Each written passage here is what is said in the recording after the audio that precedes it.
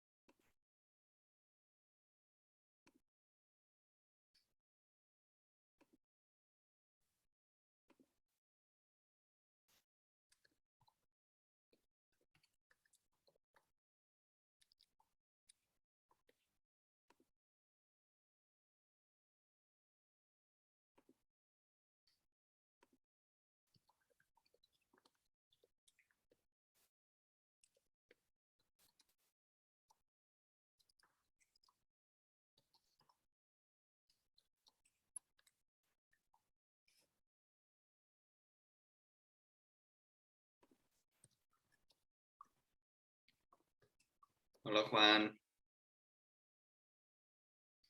¿Qué onda, Rivas? ¿No puedes poner tu video? No. Qué raro, a ver. The host has stopped it. Hombre, a ver, te voy a hacer co-host, a ver si así ya. The host. Sí, ni yo. A ver.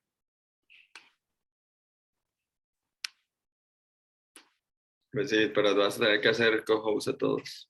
Sí, pues nomás a los. Ajá. Sí, ¿va? Ya.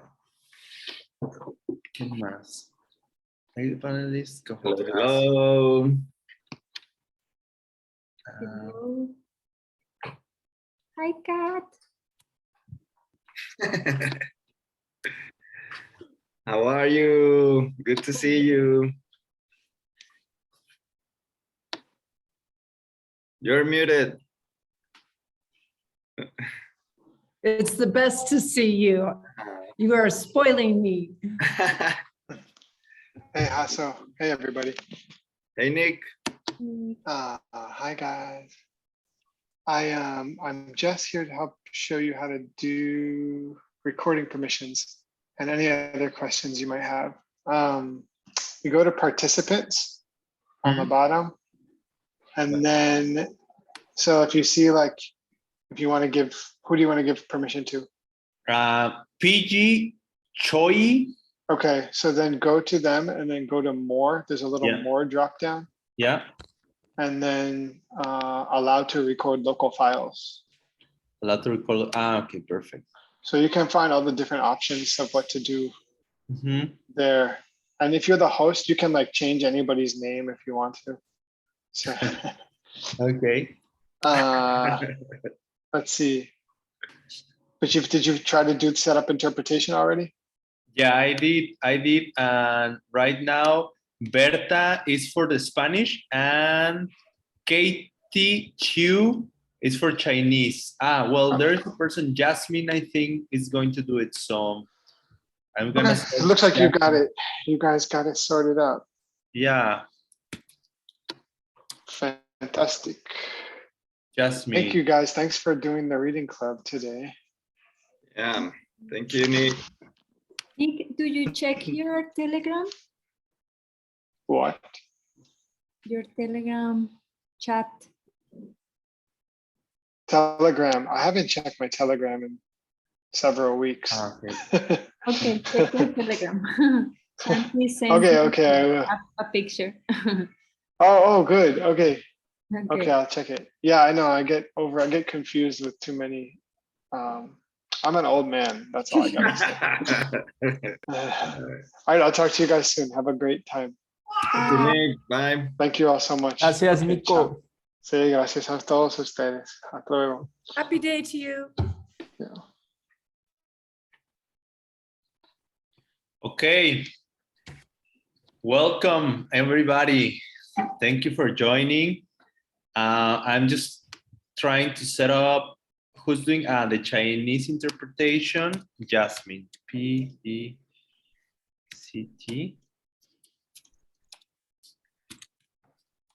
I don't know why I can. Okay, 1 second. Okay.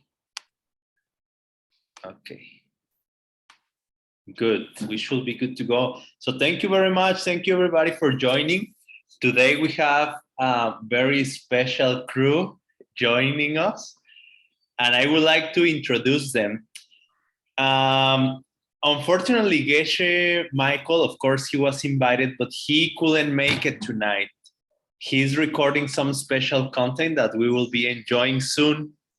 But I think it's also, he gets happy that we are running these things and we keep the teachings and the sharing alive.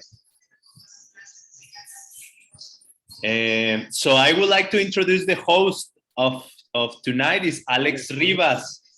He's a very good friend and he works for Yoga Studies Institute and also for the Spanish translation team for ACI. He will be the host tonight.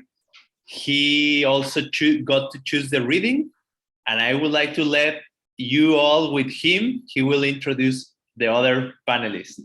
Thank you, Rivas. How are you? Thank you, Juan. Very well. Well, thank you everyone for being here. And maybe you can say a little thing about you for people who doesn't know who are you? For how long have you been in the teachings? And I don't know, maybe you can start, Venerable Kat, please. Present. Oh, I think you're first.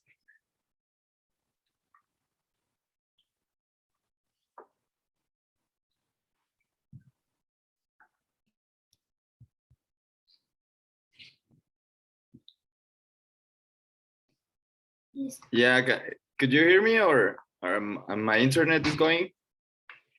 Okay. So I was saying, if you can introduce yourself, so say a little bit about you. Who are you? How long have you been here? Why are we here? Why did they choose us? I don't know, Venerable Kat, again, or who wants to start? I can start. So, Okay. hi, my name is Paulina. I am Shanti's mom. And right now I am the director of the Gold Club in Latin America, which we fundraise money for the organization ALL, from John Brady. And I do some work for the ACI Mexico board. And yes, I'm very happy to be here. Thank you. Thank you, Pau. Welcome. Venerable Kat. Thank you very much. I'm talking to you from Diamond Mountain tonight, and I see already our internet connection is a little unstable. So forgive me in advance, please, if we fade out. We're with you in heart. I just had my 20th anniversary of studying with Geshe Michael this Easter. Feel passionate about the teachings, feel passionate about everything we do, feel passionate about you. And it's an honor to be here with you. I've been a founder of Diamond Mountain and living here since the beginning, got to help start up the Sedona College, did 3-year retreat, and continue teaching with ACI. So thank you all for being in my life. Oh, thank you. Thank you. Aldo. Hello, my name is Aldo Arzapalo. I'm from Guadalajara, Mexico. I'm currently a member of the ACI en Español board with Pau and other friends. I've been teaching for some years ACI courses here in Guadalajara, Mexico, and I'm also currently working for the Spanish translation project, translating the ACI courses in Spanish, and it's really an honor to be here today with you guys. Looking forward. Thank you. Thank you, Aldo. It's our honor to be with all of you. It's really a special crew for me. So I'm very excited and very happy because I don't feel nervous around you. So I'm glad of all of you being here. So Juan, can you share the screen? You are muted.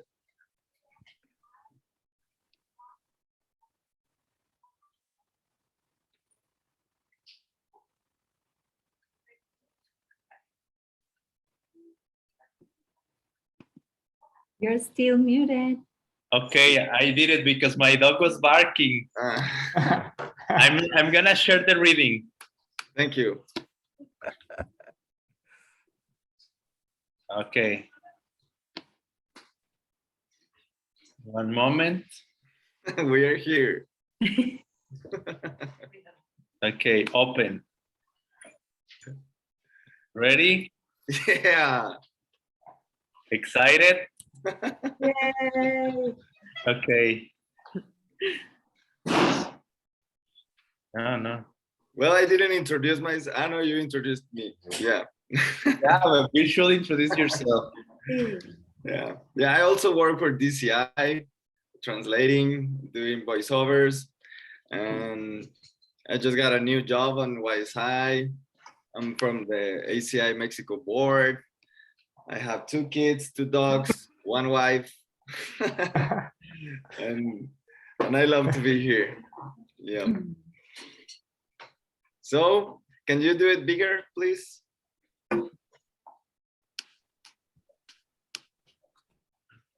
Yeah, let's see that thing.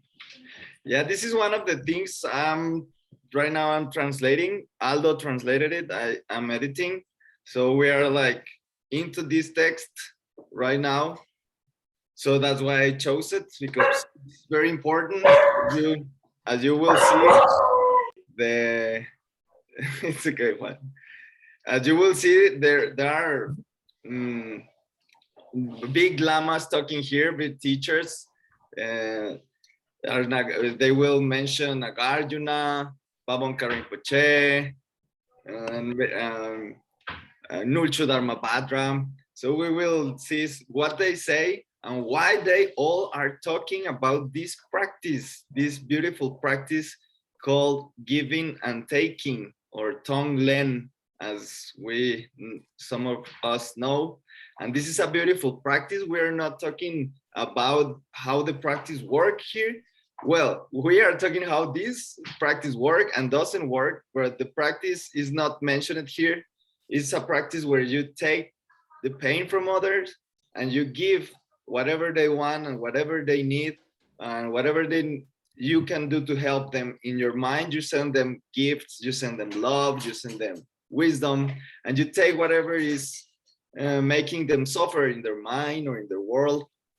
So it's a beautiful practice.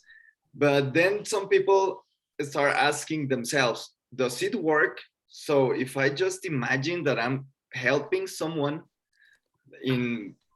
from my house, can I help someone just by thinking about it, just by in my own mind planting seeds about helping someone? Does that work really? So that is what these lamas, these great practitioners are talking about. So maybe we can start. This is the contemplation 12 on how giving and taking works and doesn't work. The first Chankya Rinpoche, in his entertainment for those of the higher way, explains how the practice of giving and taking actually works and how it doesn't work. So, Venerable Kat, could you start, please, on this beautiful day? Certainly, with this beautiful gathering. Yeah.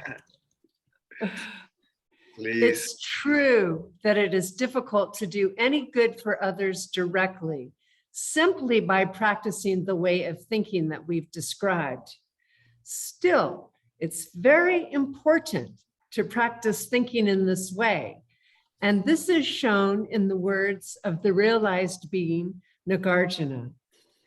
Even though it has no power to function to help others, one should nonetheless continue thinking this way always. Anyone who does maintain this kind of motivation keeps within himself the power in its real form. Woo! Thank you. Yeah, that's beautiful. So I don't know, what do you have to say about this? Why this great logician, a great debater, and a great teacher about emptiness is talking about this practice, which is only love, only aim to love people and help people? And why, if he is very, very logic, is he saying that we should? Why is he saying that this motivation of helping others makes you have the power to do it? How the motivation makes you have the power to do it? I don't know. Do you have something to say about it? Well, as a matter of fact, I do. Please teach I us. think what he is reminding us is that we have very stubborn, habituated minds to think wrongly. And this is a practice that, if we do it regularly, is going to help turn our wrong thinking around to thinking that will take us all the way to total enlightenment. And it's a delightful practice to do because we spend time, you know, taking away the suffering of beings and then giving them everything we think they need to be happy. And yes, we are planting seeds. We are planting seeds. And actually, I like to think of this practice as the elephant hook that's going to grab control of my habituated wrong thinking and keep it on bodhicitta. Because bodhicitta is this wish, of course, to be enlightened, to totally help other beings, which we cannot do with this practice or any other practice until we become omniscient beings. And the wish for enlightenment is fortified, it's empowered, it's magnified. Like he says here, it keeps within himself the power in its real form, this intention to help all beings stop suffering and to help all beings achieve only happiness. This, holding this intention, is the power in its real form. Thank you. Beautiful. Does someone have something to add? To say about it? So Venerable Cat, when you say like wrong thinking, you mean like wrong thinking about just thinking about ourselves and do things for ourselves, or you are adding the emptiness fact in it? That was my question. Oh, bless you. It's a very important question. Yes, it's both wisdom and compassion. Our two wings as bodhisattvas on the path to achieve bodhicitta. We must think with compassion for our fellows, and we must understand the emptiness of all perceived phenomena. We combine those two in order to achieve the perfection of giving, the perfection of, all the perfections. So what we have to do is understand that the suffering beings I see out here are a result of my thinking of myself first. And then we do our practice of thinking, of planting seeds based in compassion, wishing to help them. And this combination of understanding the emptiness of where my perceptions come from, the emptiness of the beings out here, the emptiness of my wishes for their happiness, the emptiness of my wish for enlightenment, bam, with repeated application, keeping our mind with this intention, with the combined compassion and wisdom, is the cause of our own enlightenment. Beautiful. So the answer is both. Yeah. Yeah. Thank you. Thank you. Wow, we started deep. So let's move to the next one. And people in the participants, you can throw questions in the chat if you like. No, where were we? Yeah, I think it's the next one. Yeah, if someone have questions, you can open your mic. I think someone of you, or you can throw questions in the chat, and we will be very happy to answer. Aldo, you're the next in my screen. Can you read the next, please? Yes. Okay, thus he spoke, And Master Shantideva said as well, if the question of whether you've reached the perfection of giving is decided from whether or not we've eradicated poverty in the world, then because we see around us now such beings in distress, how could anyone say the protectors had reached the same perfection? If Shall I you want, continue? yeah, and read the next one that is over there. Thus he spoke, and so it is that the high and holy ones have sung the highest praises of this very attitude. It is of crucial significance then to practice it all the time. Yeah, thank you. So what do you think? Why is he saying that? Why is this important? And how we can apply this knowledge that is being on this transmitted on this verse about the perfection of giving? What do you think it's saying here? And how does it help us? Well, I think the first part is like one of the most frequently asked questions that we have when we start studying Dharma and when we keep studying Dharma. It's like, so if Buddha is already enlightened, how can they see like suffering beings? So are they really enlightened? Those two ideas kind of like contradict themselves, no? Because how can an enlightened mind see suffering? But I think regarding that part of the text, I think, well, what I've heard the Lamas have answered this question is that the Buddha sees, because they're omniscient, they see past, present, and future.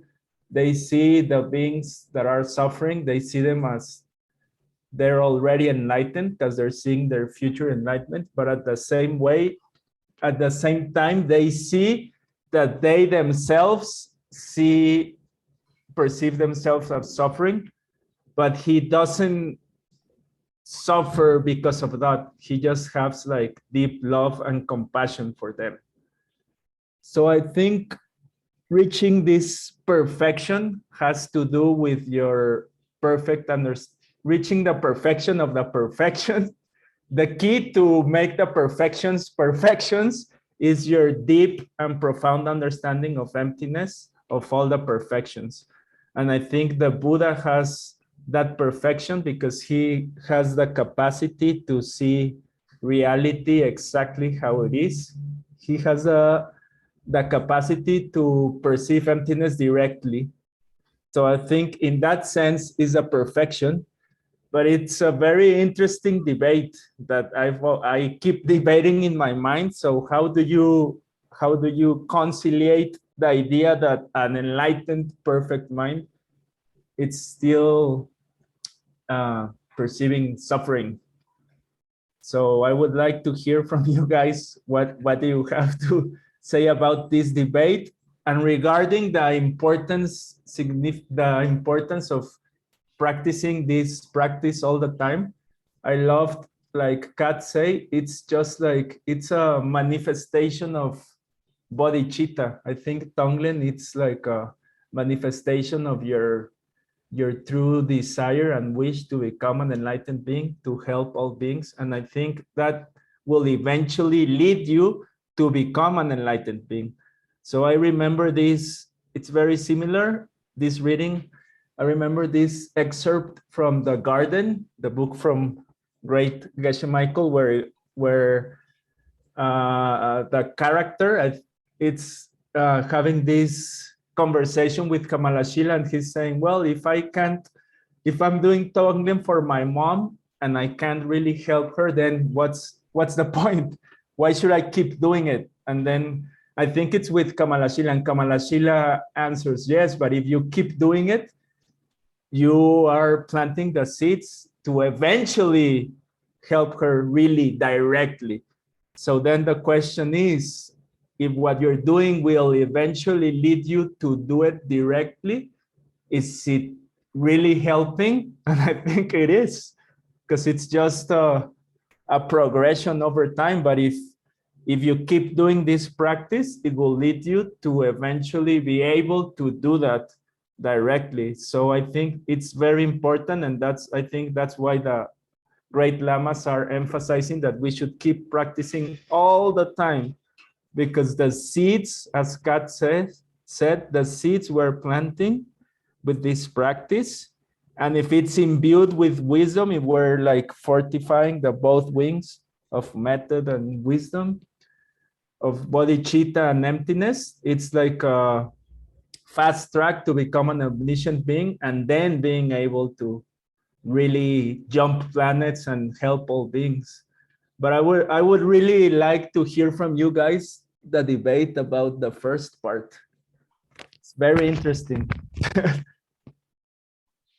Yeah, that's one of the first and last debates, right?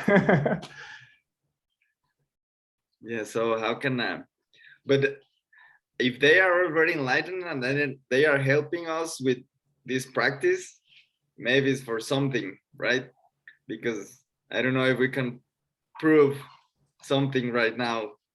Maybe this is a question that is for meditation, for contemplation. How does a Buddha is helping if he doesn't see suffering? Because they don't have seats for suffering. That's the definition. They don't have seats for suffering, but they are helping. How? That's, for me, that's a beautiful question for meditation. But if someone wants to add something, we are here for that. If not, we can go to the next. I always loved the first director of Diamond Mountain, Winston McCullough.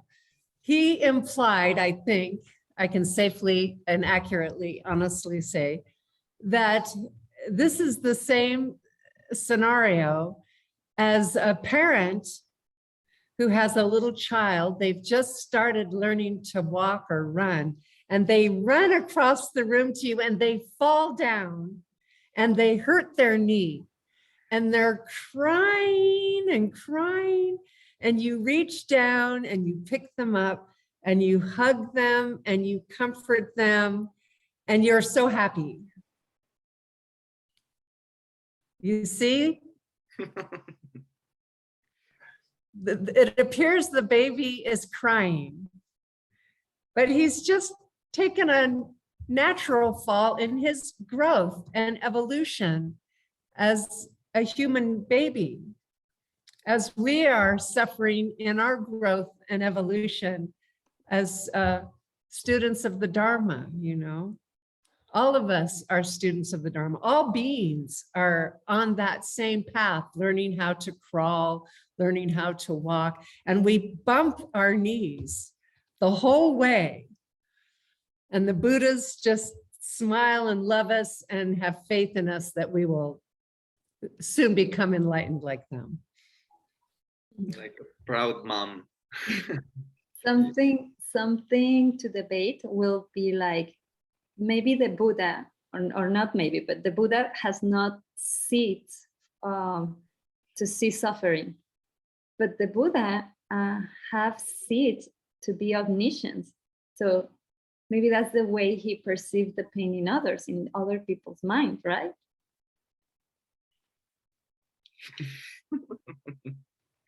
Or maybe like Kat said, what we define as suffering, he sees like a little kid that lost his ice cream. Maybe for him, it's not the suffering as we experience the suffering. Right. Yeah, beautiful. So let's go to the next one, because it keeps getting better. Let me see. Juan, could you read this? And so Pau will read the other one, that it's very important too. Okay. Using this way, we should take great care to amass a great collection of good deeds for the purpose of reaching the state of knowing all. Remember too, These deeds must be imbued with a mass of wisdom, as the master Shantideva has noted too in the following words. Every single one of all these various parts was spoken by the able ones to be directed towards attaining wisdom. This then is why all those who have any hope to put a stop to all their suffering should attempt to develop this same wisdom. The next one also, please. Okay. Thus did he speak. So take then all these parts that relate to method within the wish for enlightenment, the 6 perfections and such, and use them with wisdom which sees nothing, has a nature of its own, to eliminate both the obstacles. Thus were they spoken is what he say. Thank you, Juan. Can you go a little bit up to see the whole? No, the other way. Yeah, Down? yeah, there. So we can read them and while we speak about them. So I don't know. First of all, what are the 2 obstacles? Both of the obstacles.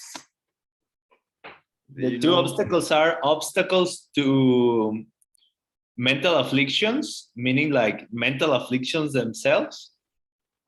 And the other obstacle is the obstacles to omniscience. So it's basically the obstacles to become an arhat and then the obstacles to become a Buddha. How these words are saying that we can, I think we already said it, Kat said it, but what do you have to say about it? What is the wisdom they are talking about? Yeah, actually the other day I was thinking about it because sometimes I feel very powerless to really do anything meaningful to save or help the world.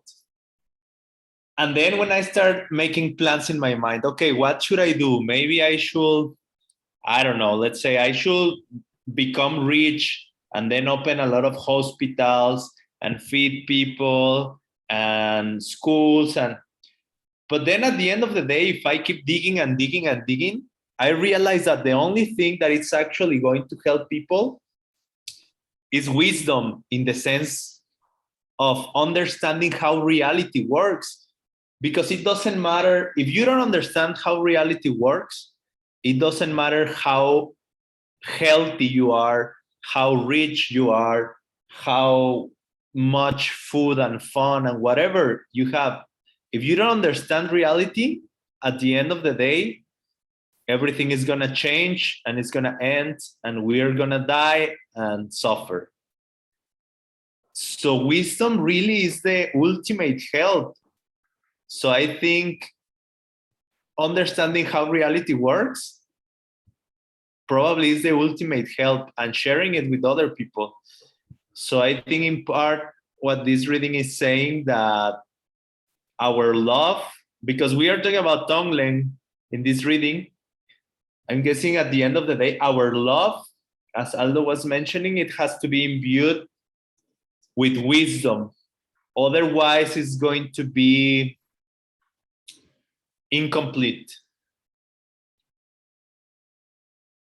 Of course. Thank you, Juan. Anyone has something to add, or can we go to the next? Oh, I would like to add that, yes, that's why for me, like the Tong Len meditation is like a masterpiece, because it have this ingredient of wisdom, of emptiness, because it's like forzándote,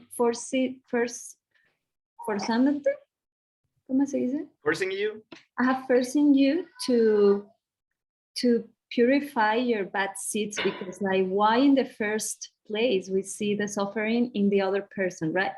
Like you think in a person, you put it in front of you in the meditation, because you see him as a suffering being, but where that suffering is really coming from, is coming from me, from something I did, right? That's why I see that in that person. So Tong Len is making us, forcing us to clean that karma. Like you visualize that you bring that suffering and you explode it in your heart with wisdom, with compassion. And at the end is wisdom. It's about helping ourselves to purify ourselves. I have this story about a personal experience because now I am a mom and I'm giving my baby breast milk. But sometimes when he get a little bit hungry and I don't have milk out of the fridge, I give him a little bit of formula instead of unfreezing my breast milk, because if he doesn't drink it, I will have to throw away the breast milk. So I'd rather throw in a little bit of formula. So, and then Geshe-la, he said that those little seeds that we do causes, for example, a war, no, like we see in Ukraine, like seeds of anger within your kitchen, with your partner, violence in your mind, in your heart, are the causes for us to see a war in Ukraine. And for me, this was like how can I be causing a war outside and so many people suffering because of my own violence? But then guess what? I found this unbelievable and very hard to imagine. But the other day I was watching the news and I saw that there is, how you say, shortage of formula in the United States. Like there's not enough formula for babies in United States, and their children who are suffering right now, and they are going through this hunger and they have nothing to eat. And then I thought like, oh my God, and I throw away a little bit of formula, and I know this is food. This, you can feed babies with this, but I was like, no, it doesn't matter. I will not throw away my breast milk. And then I saw the correlation, like those little seeds really create all the suffering around me. So the Tong Len is amazing because it's making you purify those little seeds. That's what I wanted to say. Wow, thank you, Pau. Beautiful. Beautiful. So let's go to the next one. Okay, let me read the thing. Nulcha Dharma Bhadra elsewhere notes how the practice of giving and taking, along with more advanced versions of the meditation, actually work. The following is found in his Secret Treasures of the Treasure of the Angels, consisting of notes on the stages of creation and completion in the secret practice of the holy angel Vajrayogini in the tradition of Naropa. So this is a great paragraph. Pau, can you read it, please? Yes, this practice cannot help living beings directly, but it does help you to assemble very quickly a great mass of goodness for yourself. And this brings you to attain the state of enlightenment. Then you really are able to be of some direct help to every living being. Yeah, and I like this one because this is from a secret practice and the other lamas are talking.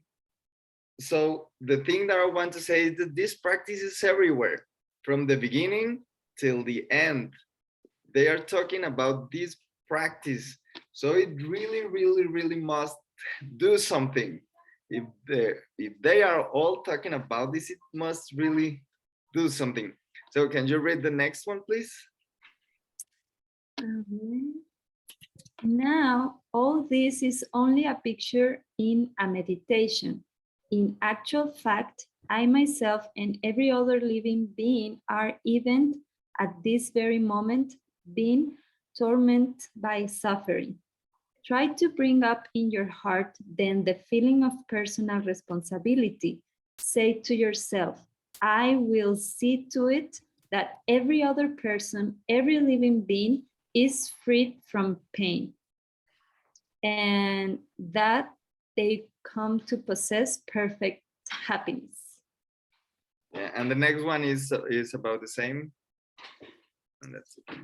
Think to yourself too such thing as, but right now I have no ability to do so at all. With these thoughts, meditate upon the wish for enlightenment. See your Lama at the crown of your head and picture a duplicate of him or her melting down into you. Then do all the steps up to where you give away your body, your material possessions, and all your collected virtue. Just as you did when we were talking about the 7-step cause and effect method. Yeah, I think these verses are talking about personal responsibility and your Lama, and you're not being able to do anything right now. So what do you think? Do you have to say something, or how do you see these verses? Or how is it related about I'm not being able to do anything and my Lama? I don't know, how do you have something? Well, like we are still collecting and collecting and collecting virtue, right? By doing Tong Len, by meditating in our Lamas, by giving service. Everything we do is just collecting virtue. As Juan said, like to be able one day to reach the state where we can actually help others. So I know it's really beautiful that they brought the Lama meditation, that you put it in the crown of your head and all that. It's just about collecting virtue. And yeah, I don't know if somebody had more to say. I like it because it's like, I think it's about asking for help to those who doesn't see suffering, those who look at us when our ice cream fell down or we hit our knee. We need to ask them for help because really we cannot do something right now. I tried, and it seems always like the story about the shower, what do you say, el tapete? Matt? Yeah, like you gave your mother-in-law a shower mat. I don't know if it's like that, and then she falls on it and she broke her leg or something. So are we doing something good there? We tried to do a good seed, a good thing, but she broke her leg. So it seems that we cannot help, then we cannot do anything with this body or with this mind. I don't know I think that's why the Lama is coming in this point, like, please help us because I cannot do anything. I'm a child, you know? I don't know, someone has something to say? I have some ideas. I actually think this is a very interesting, skillful mean reading, because what I'm noticing right now is that the enlightened beings are actually using the fact that right now we don't have the power to do Tong Len directly to boost our renunciation and to boost our bodhicitta. You know, this definition of bodhicitta, some people say that it's renunciation, but aimed to everybody. So it's interesting to me that we try to do Tong Len. And right now, I will say right now, we don't have the power for it to actually work. But I think eventually we could have that power. Even before we are enlightened, I bet many of you have heard about different techniques all around the world, like pranic healing or Reiki, or some shamans in different cultures who have powers to take away pain or bad energy stuck in you. And I think those are like kind of powers that they have developed because the power of their virtue and their love, and in the past they may have amassed a lot of virtue or good karma, and then being able to actually do that. And I think if everything is empty, I don't see why not that could be the case. Eventually, we could gain the power for our Tong Len really help others. Because why the aspirin can work, right? Only because it has the seeds. So why not my Tong Len practice could have the seeds to heal? I think it's possible. But right now, we don't have that power.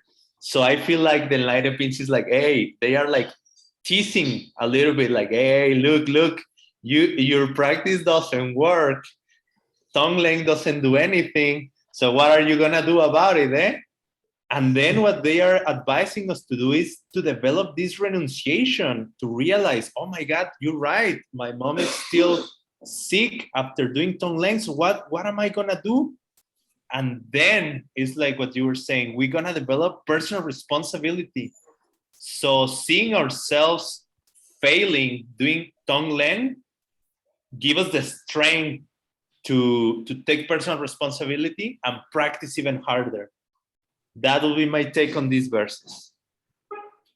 Yeah, and something came to my mind, but they say Buddhas cannot help you directly either, because if they could, they have already take your suffering. You wouldn't have to go to the dentist, as Geshe-la says.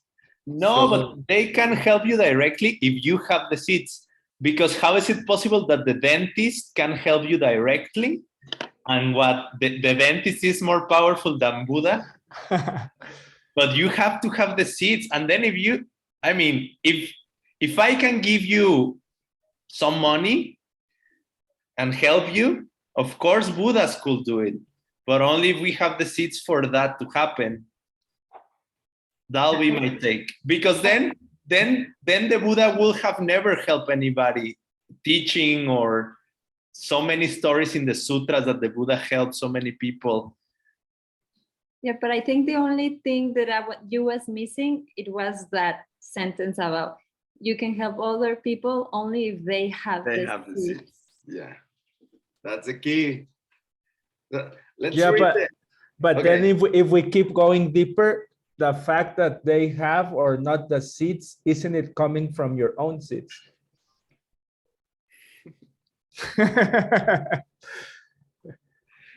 Yes, sir.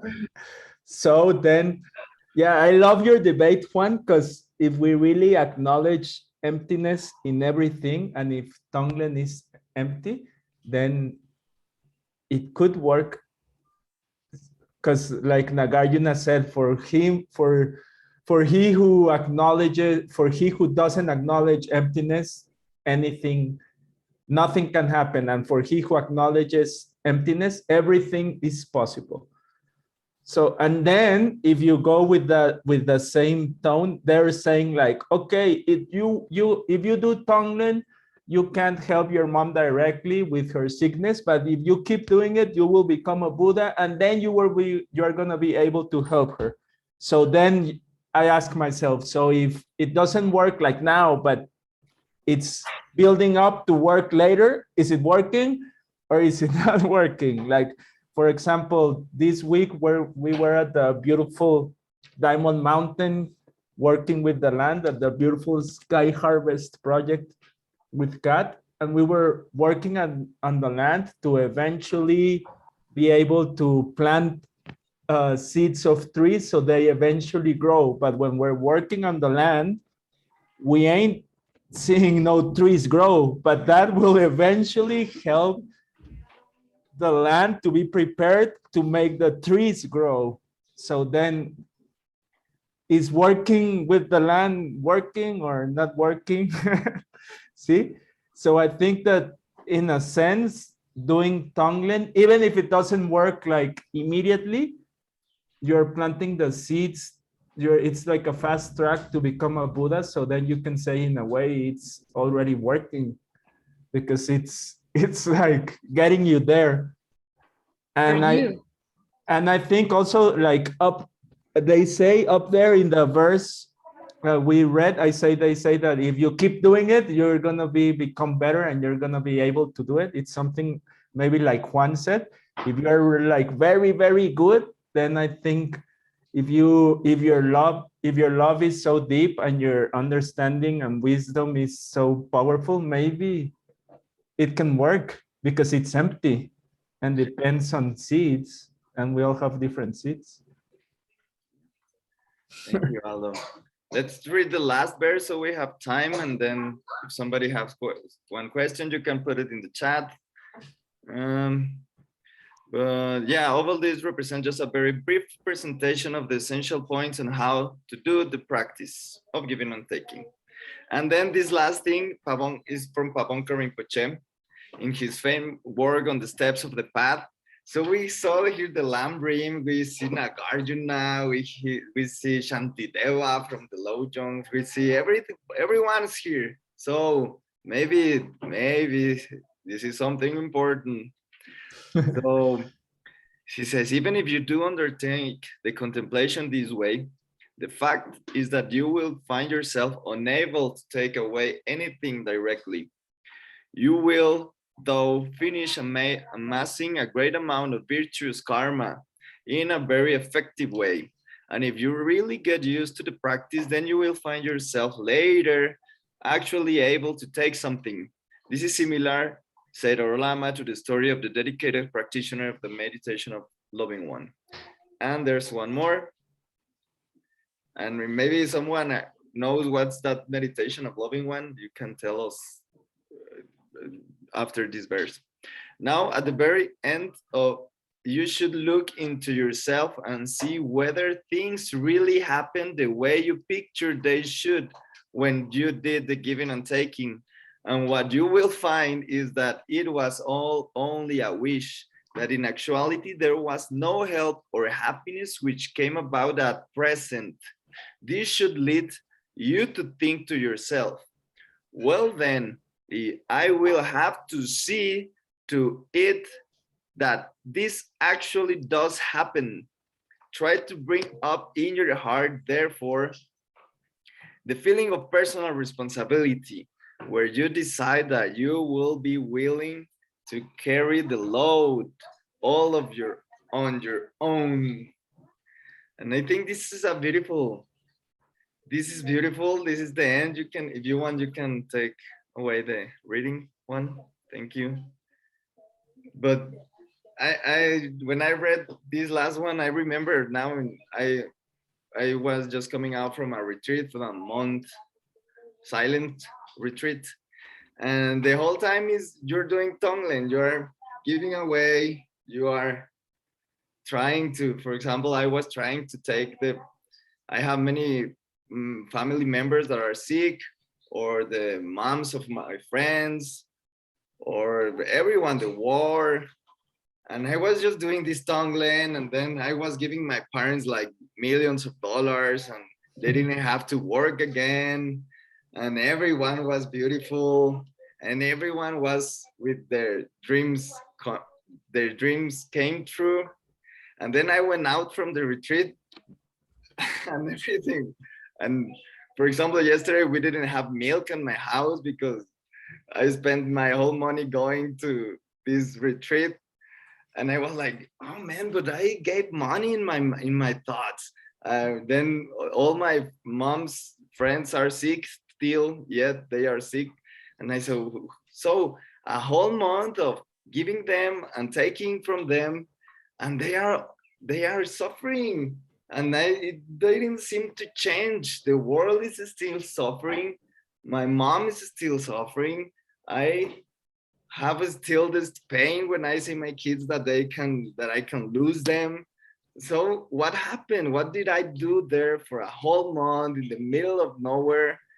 This beautiful place, Diamond Mountain. So does this help? And then it came to me. Yeah, the seeds doesn't grow that fast for me yet. I have to plant a seed and wait for it to grow. And I cannot like get mad because I saw there how the seeds are, even if you are there on your own, your seeds are always going out. If I get mad with my dog, there I get mad with the ants. If I get inspired, like with my sons, I will get there desperate with something else because the seeds are still going. So if I was forced there to see this suffering in my mind, by this practice, I am forcing me to the future seeing something better. That same way that I'm forcing myself to see suffering right now, by this practice, by thinking that I'm taking the pain and we all live in this beautiful world where nobody suffers, then that will happen in the future for sure, because the pain is not coming from the pain, it's coming from how I treated others. So that was my take on from a full month of this, doing this Tong Len practice, and then going out and seeing everything the same or worse. But my heart changed, my seeds changed. I built a garden, and it will come and it will come, and we will all be together there, and nobody will suffer, because that's the law. Because we're suffering right now because we did it in the past, but with Tong Len we will see it in the future, right? That's logical, and I think that's why Nagarjuna and Master Shantideva and everyone, Pavonka Rinpoche, and this is a teaching from the Buddha himself, they are all saying that this works and that we should be doing it. So I don't know, that's why I chose this beautiful text for today. If you have something to say, we have a little bit of time, people in the And don't chat. forget about Tartuk, Alex, right? Yeah. That's the jet fuel for those seeds that you planted. And it's a beautiful summary selection that you made on the Tong Len practice, because as Paulina reminded us, there's a whole paragraph in there when we walk out of our 30-day retreat and we go, what? Nothing's changed. Keep putting that Lama on your head. Keep begging for help from them. Keep your practice going.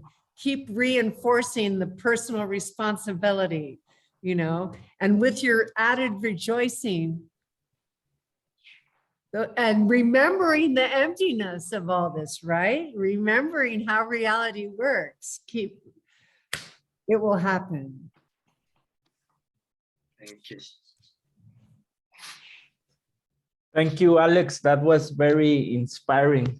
Yes, as Kat said, I think we have to keep trying and in a way try to don the armor of the hardships and just use this suffering and these bad projections as a fuel to keep practicing and keep opening more our hearts and never lose the faith, and use our reasoning to understand that what we're doing is what we should be doing.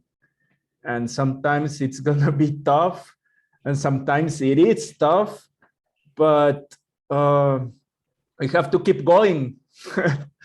We have to keep going and keep doing what we're doing. And I know you're all beautiful bodhisattva beings and all the audience, and thank you for being here. And I love these talks because it's just like very encouraging to keep practicing and keep going and open more our heart and keep studying and keep doing Tong Len more and more. And eventually we will start to notice even more changes. Thank you, Aldo. So I would like to add something. Maybe there's some questions. Sí. I don't know. No. No? There are No questions? Yeah, and maybe Juan can wrap up. He has some announcements too. Yes. Well, I would like first to recommend, I was just using YouTube lately, and then I came up with a beautiful, beautiful teachings that Geshe Michael did in the 90s, in the early 90s. It's a teaching about the art of interpretation. It is a class, it's a long course, maybe like 10 classes, 2 hours each class.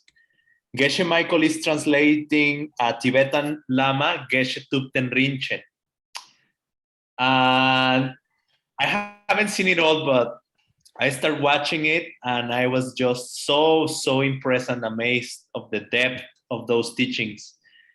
Basically, the teaching starts saying how important it is to always use our own knowledge to check the teachings. And even it's interesting that the Buddha taught different ways on how to interpret and how to differentiate what is literal and what is metaphoric. So even in this teaching, how to differentiate, there are different versions about it.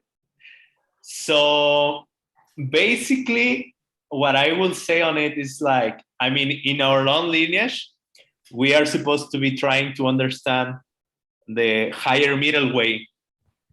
And there are times when higher middle way debates other schools, like mind only or Abhidharma schools or Sutrist schools. So if we only take whatever a master say for granted, we should never debate any lower school because the Buddha himself taught all the schools.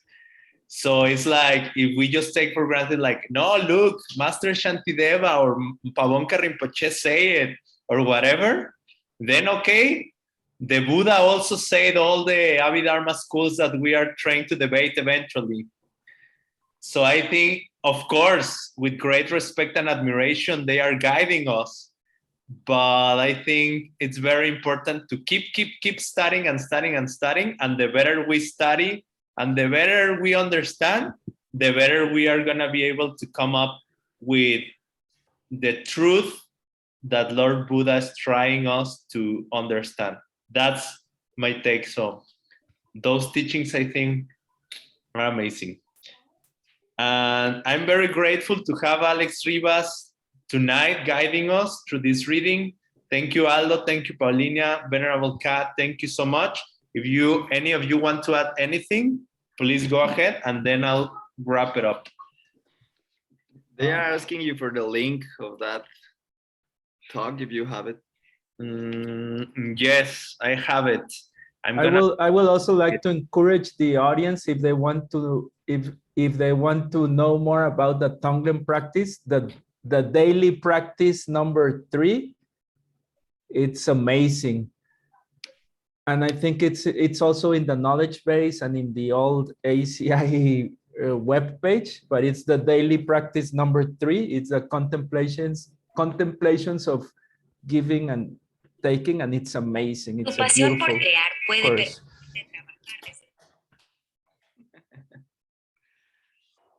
Okay, thank you, Aldo. Fun. Okay, I have the link for you.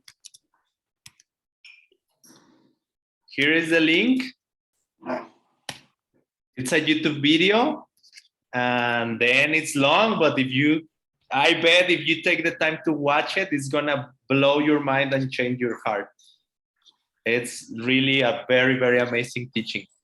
And lastly, I would like you also to invite you to donate to this project. Actually, if anybody is interested as well, soon, Mixed Nuts, under the guidance of Nick Lachaux, Ben Kramer, and others, they're gonna start training more people for hypertexting. So if any of you is interested in learning more Tibetan and to hypertext, let us know, let Nick know, or let me know, and we will open for that. I would like as well to invite you to donate. Now that they are planning to expand the team, maybe it's a very good seat to donate. I'm gonna share the link for donations there. And also the book Karma Vivanga, All Kinds of Karma, just came out lately. So it's an amazing book. Okay, here's the link for donations. And I'm just gonna share very quickly the screen. Where is it? For you to see.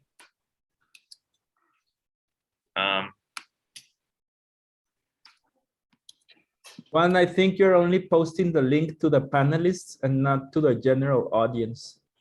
Okay, I'm gonna share. No, host and panelists, you're right. Yeah. Okay, first. Yo los copio, Juan, yo los copio. Okay. Thank you. Alex Rivas is going to save the day again. Maybe you wanna stop sharing your screen.